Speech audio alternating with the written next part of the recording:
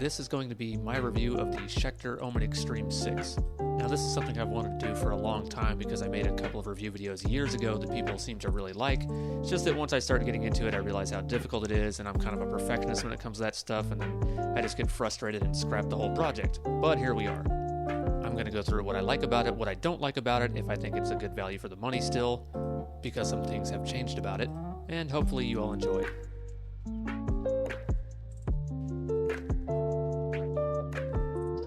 By the way, the audio in this video is much better with a good set of headphones.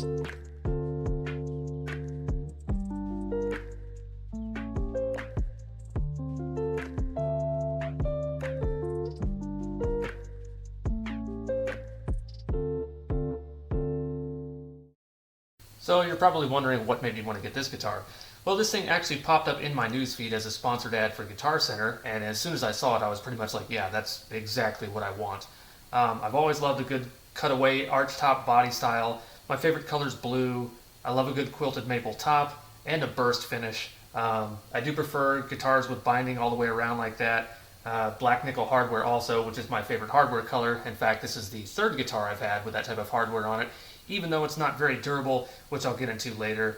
I also like the fact that it came with a Graphtec Black Tusk XL nut, which I've always wanted to try. And it also comes wired from the factory with a coil split. You can push that back in. Also the price. Everything about it, aesthetic-wise, drew me to it, and also the features, just for the price, like you couldn't beat it. It was the perfect choice for me. Now, granted, it is not that same price anymore. This is a 2019 model, and after the pandemic, it went up in price 2 times by $50. So it went from $400 to $450 to now $500. You used to be able to get this guitar on sale during like Guitarathon through Guitar Center for $300. They would take $100 off. Can't do that anymore. The best you can get it for is actually $400 when it goes on sale. So back then when I bought this, I would tell you that it's an excellent value, and I would not hesitate to recommend it. But going up to $500 now, it's like, quality-wise, I don't know if it's really there. And I can go through some of the quality issues that I've had with it right out of the box since I first got it. Right out of the box is probably not the best phrase to use because it actually was a display model in the store, so it may not actually be a quality control issue with Schecter themselves. It might be somebody like a Guitar Center employee that screwed around with it, or another customer, but either way, it was some stuff that I had to take care of, and they're pretty inconsistent between models if you go look at them in a music store, so this is something I wanted to make people aware of. So one of the very first problems that I had with the guitar as soon as I got it was with the tuners. As soon as I tried to change the factory strings on it, I noticed that the string post would move up and down in the headstock when I would turn the tuning keys on every tuner. And it turns out that someone did not tighten the nut that goes on the string post for every single tuner.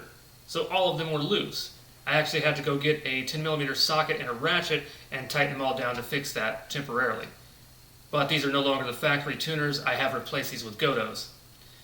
Also, one of the other issues I had was with the neck itself. It felt very gritty and slightly bumpy, and I actually had to get a 1500 grit sanding sponge and lightly sand the neck to the point where it pretty much felt perfect to my hands, and I didn't notice any unevenness anymore. There's also other little issues you'll notice with it. You'll come across areas that have little dye smears, little specks underneath the lacquer that aren't supposed to be there.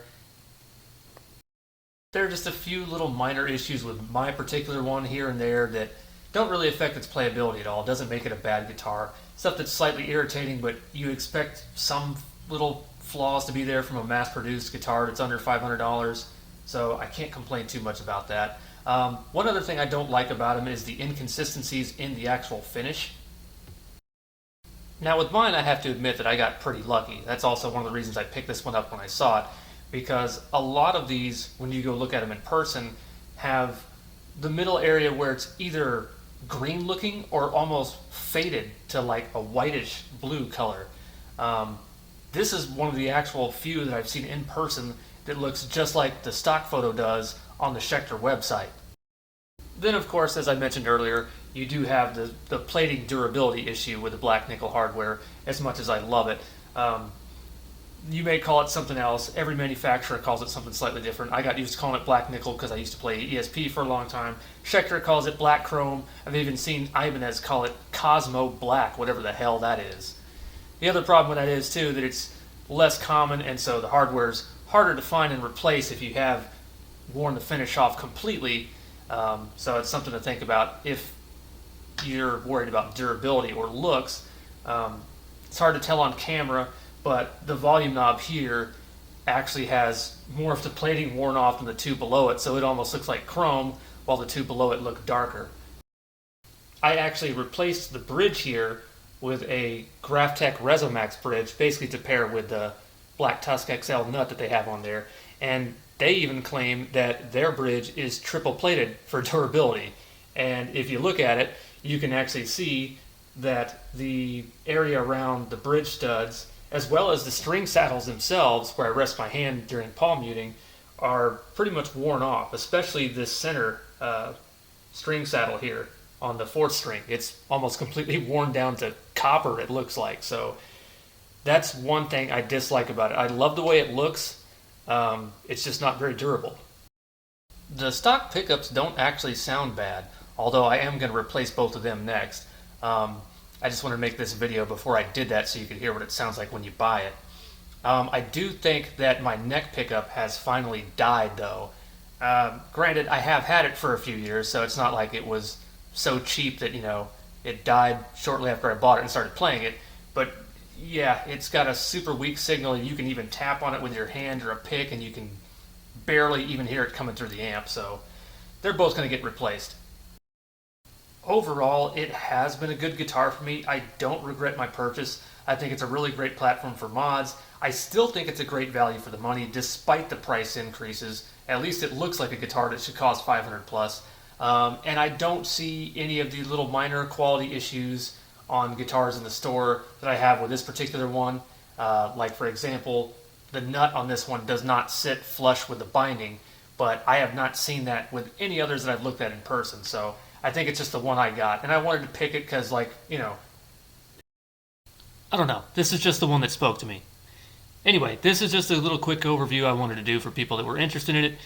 Tell me what you think and how it came out, if there's any criticisms or areas for improvement in the future. I'll leave you guys with a little bit of a sound test, and thanks for watching.